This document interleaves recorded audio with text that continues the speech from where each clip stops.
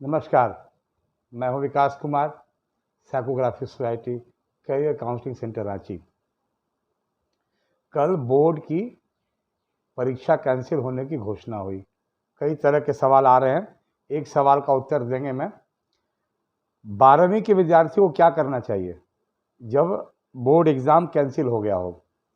इस प्रश्न का उत्तर मैं 3 भाग में दूंगा।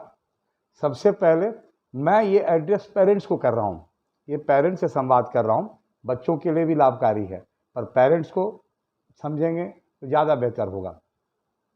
बोर्ड परीक्षा कैंसिल हो गई है, इसका अर्थ क्या है और बच्चों को तैयारी कैसे करनी चाहिए?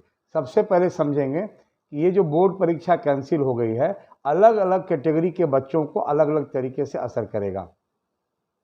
अलग कैटेगरी का अर्थ, सबसे पहले जो बच्चे इंजीनियरिंग कर रहे हैं उनके लिए अलग मायने हैं, जो मेडिकल कर रहे हैं उनके लिए अलग मायने हैं, जो कॉमर्स और आर्ट्स लेकर के अन्य कंपटीशन की तैयारी कर रहे हैं उनके लिए अलग मायने हैं।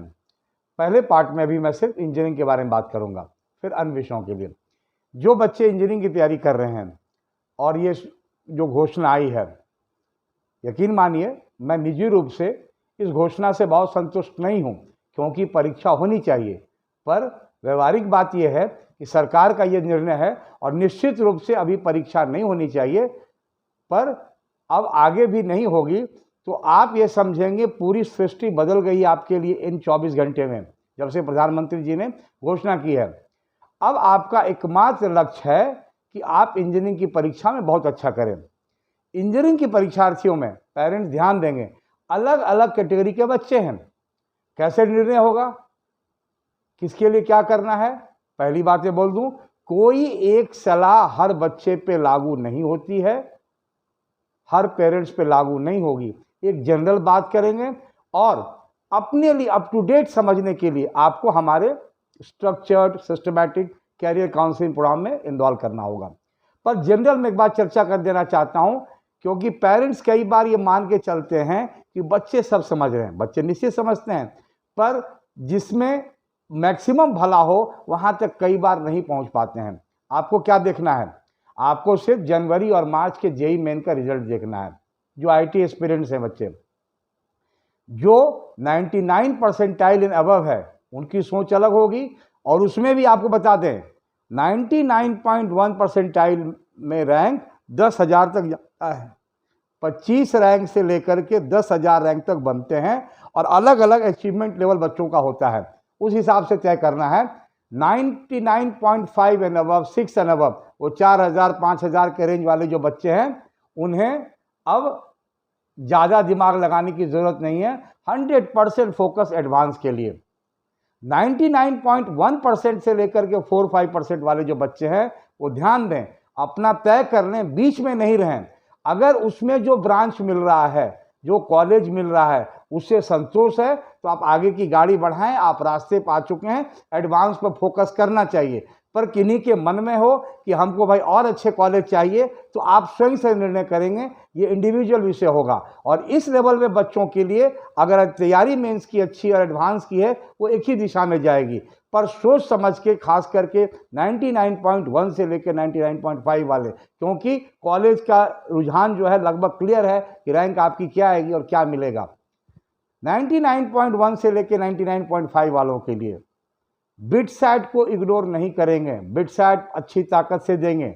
इवन 99.5 से ऊपर वाले भी बिटसैट को अटेम्प्ट अच्छे से करें। आपको बहुत कुछ अलग नहीं करना पड़ेगा, पर इंग्लिश थोड़ी देखनी पड़ेगी।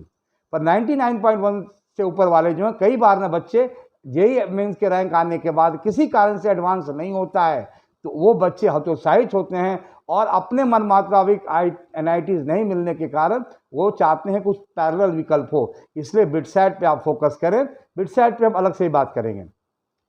दूसरे, जो बच्चे 99 परसेंटाइल से नीचे हैं, 97 एंड अबव, मेरे पास आंकड़े हैं यहाँ के, जो मैं आपको एक बार समझ के आपसे चर्चा करूँगा।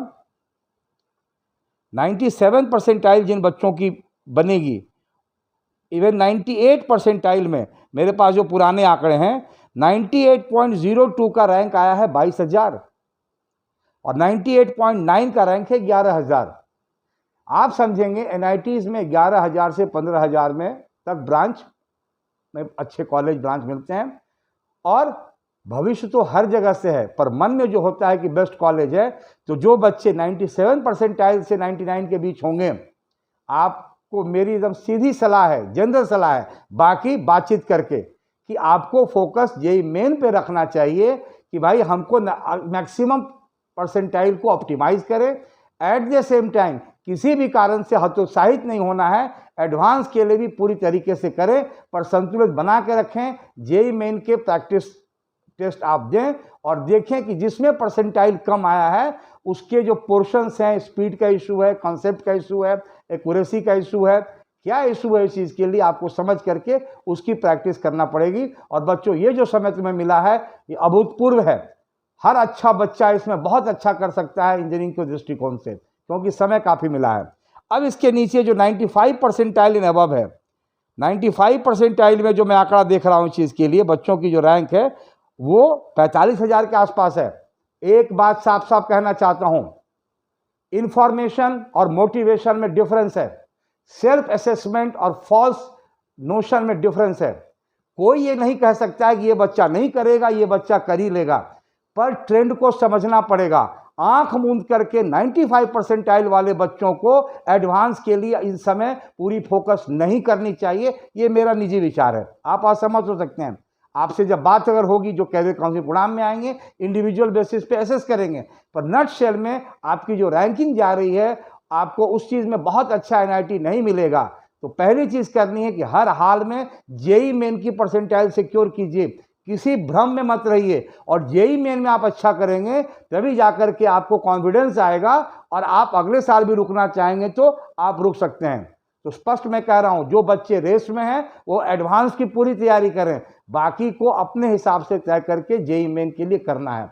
अब इसमें बताते हैं बात कि कई बच्चे जो 20,000 रैंक के बाद, 15,000 के रैंक के बाद, एक बात क्लियर देखेंगे, जो प्राइवेट यूनिवर्सिटीज के एग्जाम दे रहे हैं, सरकार का फैसला अलग है, पेरेंट्स परेशान होंगे, पर जिनको रुकना नहीं है, मन बना लिए हैं, उन्हें कहीं ना कहीं बुक करना होगा जो प्राइवेट कॉलेजेस हैं। अमूनन मेरी सीधी राय है, सरकार को इसके एडमिशन पर रोक लगानी चाहिए, पर हमारी राय से ये होगा नहीं, आपके चाहने से होगा नहीं, पर कई पेरेंट्स बाद में परेशान हो जाते हैं। इसीलिए आपको समझना होगा, वीआईटी, एसआरएम, मणिपाल, किट, अन्य प्राइवेट कॉलेजेस में जो है उसमें क्या करना है। और बीच में आपको बोल दें, जोसा काउंसलिंग से एनआईटी मिलती है, इसकी हम लोग विधिवत रैंक काउंसलिंग प्रोग्राम कंडक्ट करते हैं, और पहले से पेरेंट्स को समझना होगा, बच्चे को 95% आने से सब कुछ नहीं समझता है, और मेरे बोलने से भी सब कुछ नहीं होता है। पूरे वर्टिकल को समझ करके पेरेंट्स को डिसीजन लेना पड़ता है। तो इस कैटेगरी बात के तीसरी कैटेगरी जो 90 परसेंटाइल से अबव है, झूठे सपने देखना और दिखाना बंद होना चाहिए। जनरल कैटेगरी की मैं बात कर रहा हूं पूरी, ओबीसी, एससी, एसटी, ईडब्ल्यूएस, हर कैटेगरी की अलग अलग बात होगी, एक छोटे वीडियो में समाहित करना संभव नहीं है। पर जनरल कैटेगरी में अगर 90 परसेंटाइल जिन बच्चों को आया है, अगर आप एडवांस की क्रैश कोर्स कर रहे हैं तो आप क्रैश हो जाएंगे। आपको सिर्फ और सिर्फ जेईई मेन की तैयारी करनी है, और फिर मैं कहूँगा पूरी ताकत से जेईई मेन में लगिए, आपकी परसेंटाइल इंप्रूव होगी, पर एडवांस के लेवल पे जाएंगे तो नहीं होगी। कोचिंग के पूरे सिस्टम में देश भर में इसमें बहुत डिफरेंस बहुत लोगों ने नहीं किया है, जिसके कारण अच्छे बच्चे परेशान होते हैं, और कई बच्चे थोड़ी कम परसेंटाइल ला करके भी गैप रहता है तो हतोत्साहित होते हैं कि एडवांस नहीं होगा। ऐसा नहीं है कि 99 परसेंटाइल वाले का हो जाएगा, 97 का नहीं होगा। आप प्रयास करें, आखिरी दम तक करें, होगा, पर चमत्कार 90 परसेंटाइल से जनरल कैटेगरी में नहीं होता है। अभी तक मैंने नहीं देखा है, रांची के जो सैंपल्स मैंने देखे हैं, कभी कभी एक आध होगी तो एक्सेप्शन हर रूल का है। तो 90 परसेंटाइल से 95 परसेंटाइल वाले बच्चों को 100% फोकस जेईई मेन में। और मैं जैसे कह रहा हूं कि आप ब्लॉक भी कर दें, पर ब्लॉक करने के बाद पढ़ाई ब्लॉक मत कीजिए। और पेरेंट्स से एक बात मैं कहना चाहता हूं, बच्चे इस लॉकडाउन के काल में टीचर से बड़ी दूरी हो गई है, टीचर से संपर्क करना बहुत इंपॉर्टेंट है। कहीं ना कहीं सिस्टम में इस 2 महीने को बच्चे करेंगे तो हर बच्चा 3 से 10 परसेंटाइल अपना इंप्रूव कर सकता है, जो बच्चे नीचे वाले हैं। ऊपर वाले बच्चे भी 1-2 परसेंटाइल हर हाल में करेंगे। और आप मान लें इस बार कई बच्चे डिफोकस्ड हैं, तो जो लगन से लगा रहेगा, एक बार नए उत्साह से करेगा, उसे सफलता मिल जाएगी। और पेरेंट्स से मैं कहूँगा कि आप निश्चिंत न बैठें और नहीं चिंता करें, आप गतिशील रहें। और मैं इनवाइट करता हूं सबको जो पेरेंट्स हैं कि आप rank counselling programme, JoSAA IIT rank counselling programme, JoSAA IIT NIT rank counselling programme में इनरोल हों, खुद समझें और बच्चों के लिए आप बेहतर विकल्प में मदद करें। बच्चे इस समय बहुत समझना नहीं चाहते हैं, अपनी परिपाटी पर हैं, पर एज ए पेरेंट आपको समझना जरूरी है। इसमें कोई फिजिक्स केमिस्ट्री मैथ नहीं है, और आप समझेंगे तो बच्चों को बेहतर गाइड करेंगे। और फिर मैं कह दूं, मैं जितनी बात कहा हूं, एक यूनिवर्सल लॉ नहीं हो सकता है, हर बच्चे को इंडिविजुअल असेसमेंट करके। पर एक बात तय है कि giving the best performance is the birth right. ये एक्सपेक्टेशन पेरेंट्स का बर्थ राइट है, तो आपका बच्चा बेस्ट परफॉर्मेंस करे, इसके लिए आप लगें। और विकल्प पे भी आप ध्यान दें। सारे प्राइवेट यूनिवर्सिटीज़ के भी काउंसलिंग आ रहे हैं, एडमिशन्स आ रहे हैं, जितने ब्रांचेस हैं उनको भी आपको समझना पड़ेगा। तो इस परिवेश में मेरी सीधी सलाह है कि पहले अपना एसेस कर लें, किन किन परीक्षाओं को देनी है, क्या दे चुके, उस हिसाब से आप सेल्फ स्टडी कीजिए। और ज़रूरत पड़ने पे किसी बड़े कोचिंग संस्थान, किसी इंडिविजुअल टीचर से सपोर्ट लेने में नहीं हिचकिए। आप इन 2 महीनों का उपयोग कीजिए। एग्जैक्ट कितना टाइम है ये तो समय बताएगा जब सरकार की घोषणा होगी। इसी तरह सवाल जवाब आपको सुनाते रहेंगे। आपको भी सवाल भेजना है हमारे साइकोग्राफिक सोसाइटी के फेसबुक पेज पे, आप सवाल कमेंट में कहीं भी डाल दें, हम लोग उसको लेंगे। और हमारे psychographicsociety.com पे विभिन्न जानकारियां समय समय पर आती रहती हैं, आप लॉगिन करके उसके देख लें। मेरी तरफ से इतना ही। मैं Vikas Kumar, psychographic society, career counselling centre, Ranchi.